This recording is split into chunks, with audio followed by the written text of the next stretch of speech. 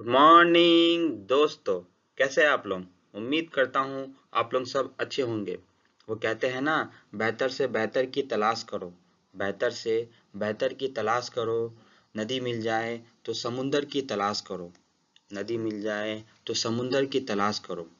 टूट जाता है शीशा पत्थर की चोट से, टूट जाता है शीशा पत्थर की चोट से, टूट जाए पत्थर ऐसा शीशा तलाश करो। तो दोस्तों, स्वागत करता हूं आप सभी का अपने इस चैनल C92 यूसुफ से यूट्यूब तक में। तो दोस्तों, आज का हमारा न्यू टॉपिक है what is thermal bridge and thermal break. दोस्तों, बहुत लोगों को नहीं पता है ये टॉपिक क्या है, हमारे HVAC सिस्टम में इसका रोल क्या है। मैंने इसे इम्पोर्टेंट समझा और आपके सामने बयां करने की, आपके सामने लाने की कोशिश की है। तो वीडियो को समझना हो तो वीडियो के लास्ट तक बने रहे और इस टॉपिक को समझने की कोशिश करें।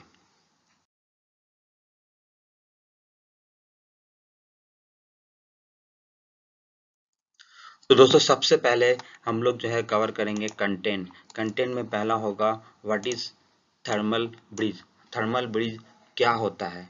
नेक्स्ट होगा हमारा what are the impacts of thermal bridge, thermal bridge के क्या क्या इम्पैक्ट्स होते हैं ये हम देखेंगे हमारे HVAC सिस्टम में। हमारे सिस्टम में क्या क्या इसके इम्पैक्ट्स होते हैं ये देखेंगे दूसरे पार्ट पे। थर्ड पार्ट होगा व्हाट इज थर्मल ब्रेक। अभी तक तो हमने देखा कि थर्मल ब्रिज क्या होता है, अब देखेंगे थर्मल ब्रेक क्या होता है। नेक्स्ट होगा how will you break the thermal bridge. इसके बाद हम देखेंगे कि थर्मल ब्रिज को आप कैसे करके ब्रेक करोगे, कैसे करके अवॉइड करोगे, कैसे करके इस पे ओवरकम करोगे ताकि मेरा ओवरऑल बिल्डिंग का जो लोड जो है कम रहे। तो चलिए चलते हैं वन बाय वन अपने टॉपिक की तरफ। तो दोस्तों, सबसे पहला जो टॉप पॉइंट है हमारा what is thermal bridge. Thermal bridge क्या होता है। दोस्तों, आपका जो कंस्ट्रक्शन बिल्डिंग होता है, आपका जो कंस्ट्रक्शन हाउस होता है, अब ये कंटिन्यूअस नहीं रहता है। आप देखो होंगे कि ब्लॉक जो होता है, ब्लॉक जो है एज ए इंसुलेशन काम करता है। बट ब्लॉक्स में जो है बहुत जगह में स्टड्स होता है, बहुत जगह में फ्रेम्स रहता है, एंगल्स रहता है, बहुत जगह में चैनल्स रहता है जो बाहर से अंदर की तरफ आता है, या फिर विंडोज रहते हैं जिसका जो है इंसुलेशन कंडक्टिविटी जो है कम होता है, इंसुलेशन रेजिस्टेंस जो है कम होता है। तो ये सब जगह से क्या होता है, हीट जो है हमारा हाई टेम्परेचर बॉडी से लो टेम्परेचर बॉडी की तरफ ट्रांसफर होता है। तो दिस पॉइंट्स, जो इस तरह का जो पॉइंट्स होता है उसे हम थर्मल ब्रिज कहते हैं। तो हम देखते हैं कि डेफिनेशन एक्चुअल में क्या होता है। तो thermal bridge are the points in the building which has high thermal conductivity and least resistance to the air heat flow. अगर आप देखेंगे कि थर्मल कंडक्टिविटी, थर्मल ब्रिज क्या होता है कि एक बिल्डिंग है और बिल्डिंग में जो है बहुत सारा ऐसा पॉइंट्स मिलेगा जिसमें जो है आपका least resistance to the heat flow है एंड हाई थर्मल कंडक्टिविटी है। इस पॉइंट्स को जो है हमें आइडेंटिफाई करना है। इस पॉइंट्स में क्या होगा कि टेम्परेचर जो है आउटसाइड टेम्परेचर जो है हाई होता है एंड इनसाइड टेम्परेचर लो होता है गर्मी के टाइम पे, और ठंडे के टाइम में जस्ट इसका उल्टा होता है। तो हमारा इंटेंशन क्या है, हीट ट्रांसफर को रोकना है।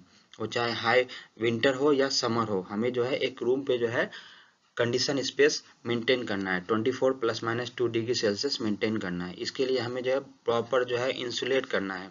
अगर तुम आपका बिल्डिंग जो है प्रॉपर इंसुलेट ना रहे तो आपका जो है एनर्जी कंजम्पशन हाई होगा, आपका जो है एनर्जी रिक्वायरमेंट हाई होगा। तो हमें जो है इस पॉइंट्स को जो आइडेंटिफाई करना है और इसे जो है प्रॉपर इंसुलेशन करना है। आप देखेंगे कि किसी भी बिल्डिंग में एक्सटीरियर में 70 डिग्री फ़ारेनहाइट है, बट इंटीरियर में 34 डिग्री फ़ारेनहाइट है। तो आप यहाँ पे देख सकते हैं कि एक लो रेजिस्टेंस पार्ट है, हमने जो यहाँ पे जो है इंसुलेशन प्रोवाइड कर दी है, बट इस जगह में जो है एक लो रेजिस्टेंस पार्ट क्रिएट हो गया है, जिससे क्या होगा, मेरा हाई टेम्परेचर बॉडी से लो टेम्परेचर बॉडी में हीट ट्रांसफर हो जाएगा। अगर हमें CFD की मदद से देखें तो इस तरह का जो है हमें जो है थर्मल ब्रिज जो दिखेगा, जिससे हम समझ जाएंगे कि हमारा जो है बिल्डिंग में जो है लोड बढ़ा हुआ है, क्योंकि यहाँ पर जो है हीट ट्रांसफर ज़्यादा हो रहा है। तो अल्टीमेटली क्या होगा, हमारा कंस्ट्रक्शन वर्क फेल होगा। तो जो भी कंस्ट्रक्शन इंजीनियर है, सिविल इंजीनियर है, जो बिल्डिंग के डिजाइन करते हैं, उन्हें ये मालूम होता है कि हमें जो है मैक्सिमम जो है थर्मल ब्रिज को अवॉइड करना है, ताकि जो है अल्टीमेटली हमारा हीट लोड कमे, और हीट लोड कमे तो कॉस्ट ऑफ द बिल्डिंग भी हमारा कमेगा and client will accept this. इस तरह से हम देख सकते हैं कि मुख्तलिफ जगह से जो है मुख्तलिफ परसेंटेज में फीसद में जो है आपका हीट जो है डिसिपेट होना चालू हो जाएगा, आप हीट ट्रांसफर जो होगा। इसीलिए हमें जो चाहिए कि हमारा जो ये पॉइंट्स है जो मैंने बताया आपको, इस पॉइंट्स को जो है आइडेंटिफाई करना है और इसे जो है प्रॉपर इंसुलेट करना है। अब देखते हैं दोस्तों कि what are the impacts of thermal bridge. तो दोस्तों आप देखेंगे what are the impacts of thermal bridges. Thermal bridges का क्या क्या इम्पैक्ट्स होता है हमारे कंडीशन स्पेस में, हमारे HVAC सिस्टम में। तो पहला इम्पैक्ट जो मैंने पहले ही बताया कि एनर्जी रिक्वायर्ड टू कूल और हीट द स्पेस, ये जो है एनर्जी रिक्वायरमेंट को जो है बढ़ा देता है, ये जो है इम्पैक्ट करता है। हमारा जो एनर्जी रिक्वायर्ड जितना चाहिए उससे ज़्यादा होता है, क्योंकि there are lots of thermal bridges in our building, जो क्या कर रहा है हीट को जो है हायर टेम्परेचर बॉडी से लो टेम्परेचर बॉडी में ट्रांसफर कर रहा है, जिससे क्या हो रहा है हम जो रिक्वायर्ड एनर्जी चाहिए उससे ज़्यादा हमें एनर्जी लग रहा हमारे कंडीशन स्पेस को मेंटेन करना चाहिए के लिए। नेक्स्ट होगा हमारा इट कॉजेस कंडेंसेशन। हम लोग जो देखेंगे कि कंडेंसेशन होता है, बाहर का में जो है ह्यूमिडिटी ज़्यादा होता है, टेम्परेचर ज़्यादा होता है जिसको हम कंट्रोल नहीं कर सकते, और जिससे क्या होता है बाहर का एयर ह्यूमिडिटी क्या होता है, अगर ये होल्स वगैरह रहे, अगर ये थर्मल ब्रिजेस रहे तो ये अंदर की तरफ आएगा और ये जो है हमारे फॉल सीलिंग में, हमारे कंडीशन स्पेस में, हमारे कंडीशन स्पेस के वॉल पे जो है स्वीटिंग कंडेंसेशन होगा और ये हमारा बिल्डिंग जो है पूरा डैमेज कर देगा। तो हमें चाहिए कि इन पॉइंट्स को आइडेंटिफाई करें प्रॉपरली। इसके बाद देखेंगे कॉजेज डिसकम्फर्ट। हमें जो रिक्वायर्ड टेम्परेचर है, हमें जो रिक्वायर्ड ह्यूमिडिटी है, अगर ये पॉइंट्स ज़्यादा रहेंगे, ये पॉइंट्स होंगे तो जिससे क्या होगा हमारे कंडीशन स्पेस में जो है वो टेम्परेचर मेंटेन, वो रिलेटिव ह्यूमिडिटी मेंटेन नहीं कर पाएंगे, जिससे क्या होगा हम लोग जो बैठे हुए इंसान जो है वो डिस्कम्फर्ट फील करेगा। नेक्स्ट होगा उसके बाद moulds occurring in fall ceiling and damaging the building construction work. जैसा मैंने बताया कि ये जो है स्वीटिंग और कंडेंसेशन होगा, और जहाँ भी मॉइस्चर होता है वहाँ पर माइक्रो ऑर्गेनिज्म पैदा होता है, और ये माइक्रो ऑर्गेनिज्म क्या है, एज ए मोल्ड जो है आपके फॉल सीलिंग में, आपके वॉल्स में जो है जमे रहेंगे और ये आपका फॉल सीलिंग और वॉल जो है डैमेज कर देगा। इसीलिए हमें चाहिए कि हमारा जो सिविल कंस्ट्रक्शन वर्क है वो टोटल कंटिन्यूअस रहे, कहीं पर भी इस तरह का पॉइंट्स ना हो, इसे अवॉइड करें। इसके बाद होगा ओवरऑल पावर कंजम्पशन।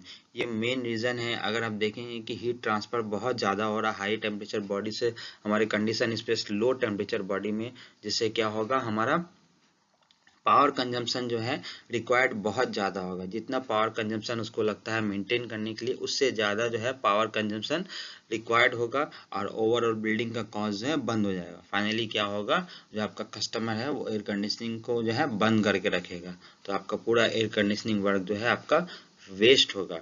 तो हमें चाहिए, या फिर सिविल कंस्ट्रक्शन वर्क में हमें चाहिए कि उस वक्त जो है इस तरह का पॉइंट्स को जो है कम से कम रखें, और जो है पूरा कंस्ट्रक्शन वर्क जो है कंटिन्यूअस रहे, ताकि जो है इस तरह का प्रॉब्लम्स ना हो, इस तरह का थर्मल ब्रिजेस क्रिएट ना हो।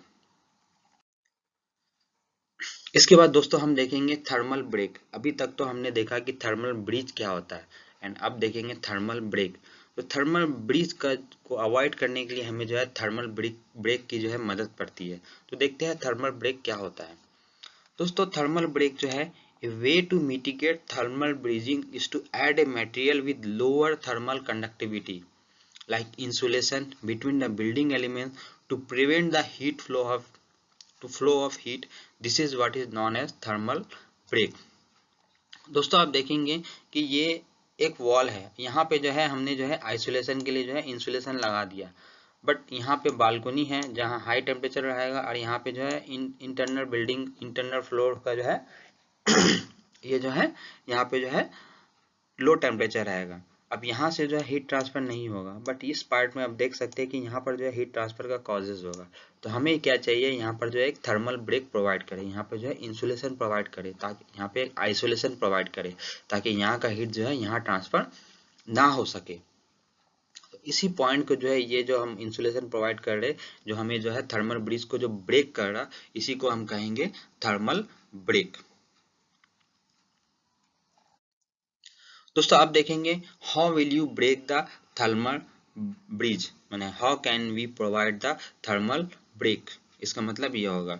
तो there are lots of causes, मैंने देखा है, अब उसको हम देख सकते हैं कैसे करके जो है हम थर्मल ब्रिज को प्रोवाइड करेंगे।